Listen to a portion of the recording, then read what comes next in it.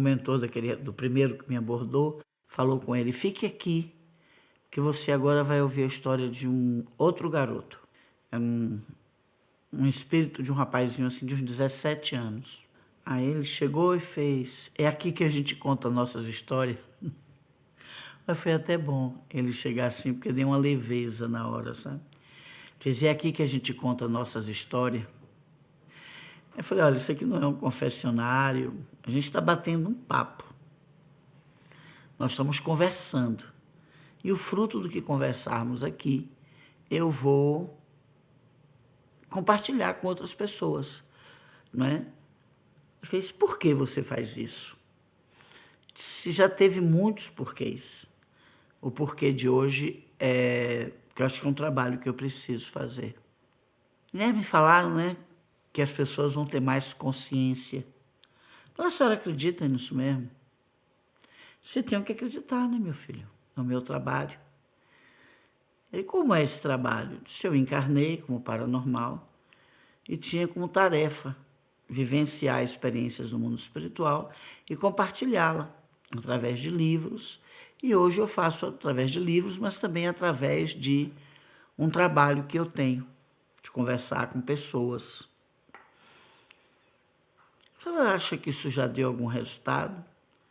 Se a gente não trabalha buscando resultado, a gente trabalha, faz a nossa parte. Aí ele falou para mim, ele fez: bom, então eu vou te contar a minha história. Disse: se você quiser. Ele fez: eu quero. Eu disse: por que você quer? Porque eu estou começando a entender o que aconteceu comigo. E tem uns 3 anos que eu cheguei, e eu deixei amigos e amigas, e quem sabe eles não escutam, quem sabe. Eu disse: olha, eu não posso procurar seus amigos e amigas. Ele fez: não, mas quem sabe, não é? Porque o meu caso é muito diferente desses dois. O que me abordou e o que trouxe o amiguinho. Disse: diferente por quê? Ele fez: eu não era pobre. Na minha casa, o meu pai também usava droga. E na minha casa ninguém achava que isso era ruim. Minha mãe não achava, até o dia que ela soube que eu também estava usando. Aí ela começou a achar que não era bom, começou a brigar com meu pai. E aquilo virou uma confusão, uma briga danada, não é, entre eles. E para aquela briga parar, eu falei para minha mãe que eu tinha parado, que eu não estava mais fazendo, que eu tinha desistido. E aí sempre que eu ia usar, eu usava longe, para minha mãe não descobrir, para minha mãe não saber. E dentro de casa não tinha jeito, não fazia. E melhorei na escola, minha mãe voltou a confiar em mim, passou a me deixar sair como era antes. E aí um dia eu comecei a ficar sem, eu não queria pedir a meu pai, não criar problema entre ele e a minha mãe, e o dinheiro que ela me dava tinha sido reduzido mesmo, né? E quando ela descobriu que eu estava usando droga, ela passou a controlar mais o dinheiro que me dava. E um colega meu de escola, né, um garoto rico como eu também, falou comigo: a gente pode vender aqui na escola. Eu vendo aqui na escola. Se você quiser, eu te levo. Eles entregam alguns para a gente vende aqui na escola, eles pagam a gente com a droga que a gente quer. E eu comecei a fazer isso. Eu comecei a levar para a escola, né? Aí dali eu já comecei também a querer ganhar mais. Eu arrumei uma namorada. Eu criei uma ambição. Eu queria comprar um carro. Eu disse: mas como você ia comprar um carro? Sua mãe não ia descobrir de onde tinha vindo esse dinheiro? Fiz: pois é, mas eu estava com isso na minha cabeça. Eu arrumo o dinheiro e penso depois. E numa dessa eu também fui fazer uma entrega. E eu estava com junto com outros dentro do crime que eram superiores a mim ali acho que naquela hierarquia, né? Ele não disse assim, não, mas era isso. E nós estávamos andando na rua, quando a polícia reconheceu um deles, mandou parar, todo mundo correu, e dois deles começaram a atirar, a polícia atirou também, e ali eu fiquei. É assim, a gente entra. No começo eu tinha um medo. Quando eu comecei a vender na escola, eu tinha um medo. Eu ficava muito nervoso. Depois você vai vendo que não acontece nada, que não acontece nada. E aí você vai meio que relaxando, vai achando que... Ele fez, foi assim comigo. Não é? Eu trabalhei com isso uns 3, 4 meses. Ele disse, e sua mãe? Ele fez, eu não sei. Aí eu falei, você disse que já estava começando a entender o que aconteceu com você e você queria falar sobre isso. É.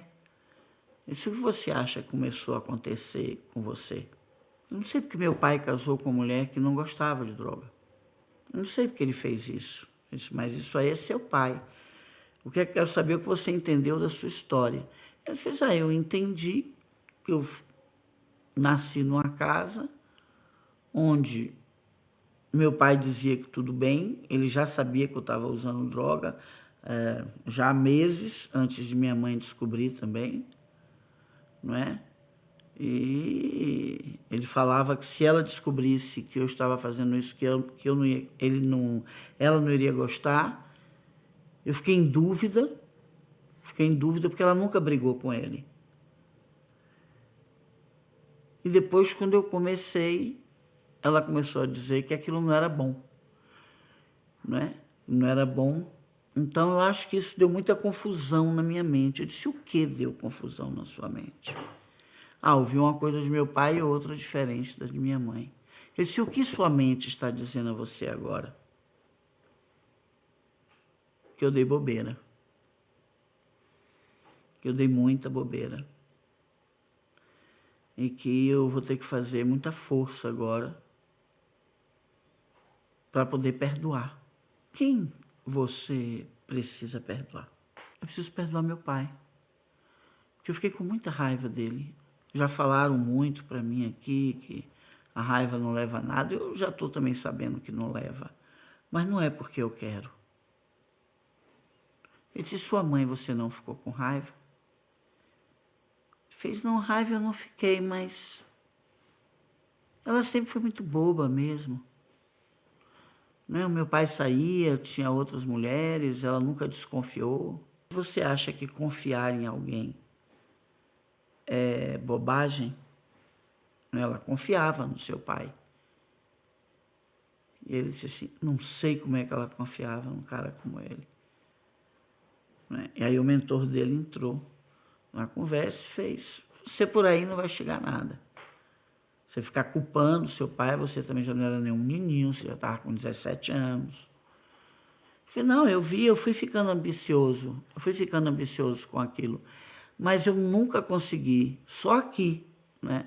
Ouvindo as palestras aqui, depois que eu comecei a conviver aqui com outros adolescentes também, que eram meninos pobres e que, como ele apontou para o rapaz que tinha dado, o rapazinho tinha dado o primeiro relato, como ele que foi fazer isso para poder ajudar a família.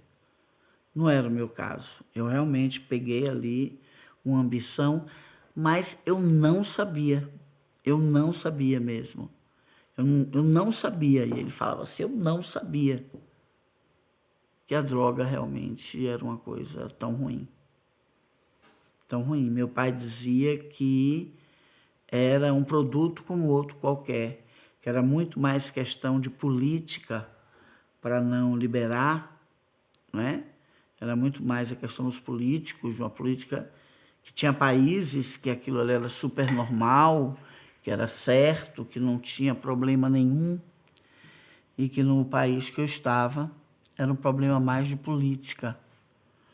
E aí contava do jogo de bicho, que era igual, que fizeram campanha, e prendia as pessoas do jogo do bicho, e depois, hoje tudo bem, né?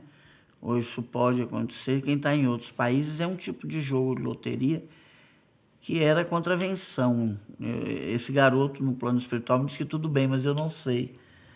É, Biel, o jogo do bicho deixou de ser contravenção aqui no Brasil, porque era. Deixa eu pesquisar. Era um tipo de loteria, né, de jogos, jogo de azar. A pessoa tinha que acertar um número. Se ela acertasse, ganhava um dinheiro. Um jogo diário e tal. Quem é aqui do Brasil conhece mais. E eu fiquei vendo aquele garoto falar. E o outro, que tinha desencarnado lá com a história da mãe, do Covid, do pai, falei assim, você tá maluco, rapaz? Ainda é contravenção. Ainda é, né? Você tá maluco, rapaz? Falava assim, você tá maluco? Esse jeito deles falarem. Rapaz, você tá maluco? Pô, você nem precisava. Não, não, isso é coisa muito perigosa. Morre muito menino, morre muita gente. Ele fez, eu sabia, a gente vê, né? Eu via uma história ou outra, mas sabe quando você vê uma coisa e passa por cima? E eu ouvindo, né? Aí eles começaram a conversar. Aí o menino da mãe do Covid fazia assim, como passa por cima? Ele, sei lá, aquilo na vida que eu tinha, era tudo muito distante isso. Né? Era distante, não era no meu cotidiano. Né? E o menino fez, pois no meu cotidiano morre muito menino. Mas não é rico igual a você, não. É um menino que sonha em ter o sapato que você tem, que sonha em ter a roupa que você tem. E eu vi que os mentores estavam deixando eles conversarem. Né? Aí o garoto que me abordou fez assim, tá vendo, Alu, por que é importante você falar isso lá? Porque cada pessoa vê essa questão do adolescente, da criança no crime, porque tem criança também. É muito distante daqueles que realmente, é uma história distante daqueles que podem fazer alguma coisa para ajudar. É tão distante da realidade deles, tão longe, que eles nem pensam, não é? Nem pensam que pode ajudar muito, que podem fazer muito. E dentro da vida da gente lá, né, na favela onde eu vivia, a gente não sabia que as pessoas não sabiam ou passava por cima, como disse o meu amigo aqui, dessa história. Aqui também, ouvindo outros jovens como ele, que acabaram desencarnando pelo crime sem precisar do dinheiro, né? Sem precisar, não foi por isso, foi que ficou forte na minha cabeça, que era importante que você falasse isso lá com as pessoas que você conversa, para ver se aproxima. Não é? Se as pessoas, por exemplo, parassem de usar, parassem de comprar, os traficantes também não teriam que vender. Ou então, fosse cobrar de direito que liberassem para que aquilo eles pudessem comprar. Por que não fazem isso? E aí eles começaram a discutir, né? E o garoto, vamos chamar assim, um garoto rico, fez, isso mesmo, a gente não...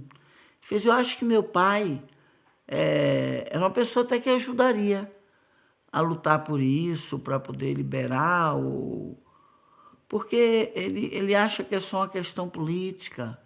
Por que será que as pessoas não fazem isso? Aí o menino garoto rico falou, né? E eu fiquei ouvindo ali.